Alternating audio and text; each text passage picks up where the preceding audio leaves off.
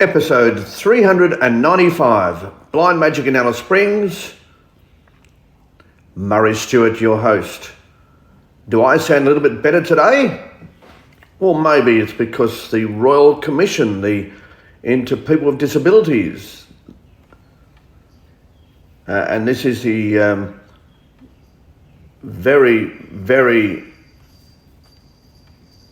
much waited for Royal Commission and its findings today into the neglect and abuse of people with disabilities. And I guess that's my first point. I'm just hoping when we report this Royal Commission that it is known as the People with Disabilities Royal Commission rather than the Disability Royal Commission. We are people, yes we are, we certainly are, so that should be front and centre. And I guess the first thing I want to say is, let me just give you some background and context. As you all would know, I am vision impaired and have been so since birth, and I now am dealing with a diagnosis of a permanent brain injury. So I've got a bit of a double whammy, but I still every day feel extremely lucky.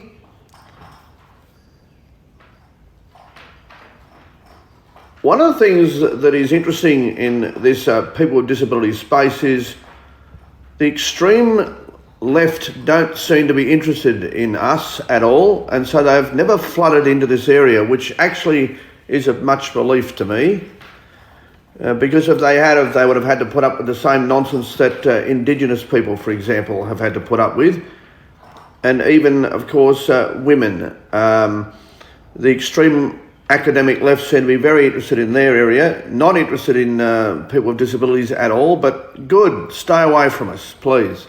That's the last thing we need, is that sort of patronising, illogical approach. But what we do need is recommendations that tackle the issues of abuse and neglect from a criminal standpoint. If people are in the system and are abusing and neglecting people with disabilities, that's a criminal issue and should be dealt with as such. So I hope some of the recommendations that are handed down today reflect that.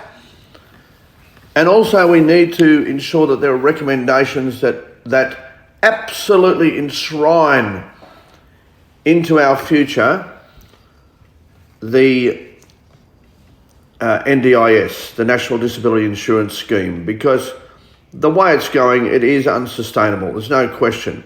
And we don't want to become an enemy of the taxpayer. We don't.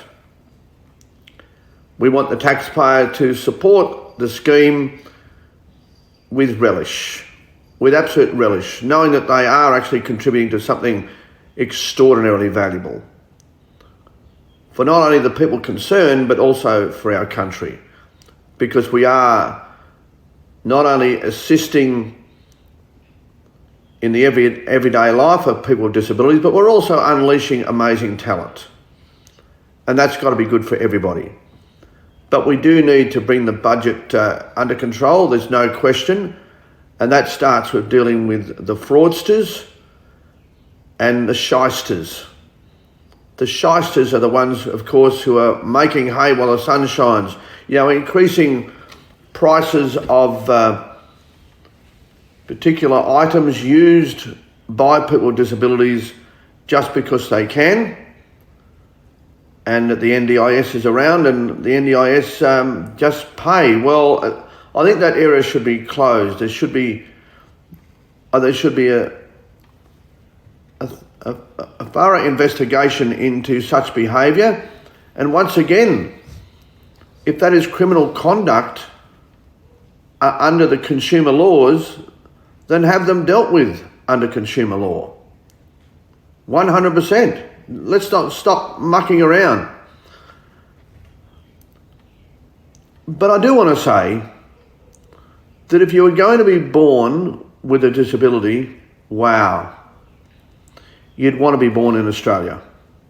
You'd want to be born in Australia. And I thank my lucky stars every day. And I praise God every day for the fact that I am here in Australia. And I also want to acknowledge,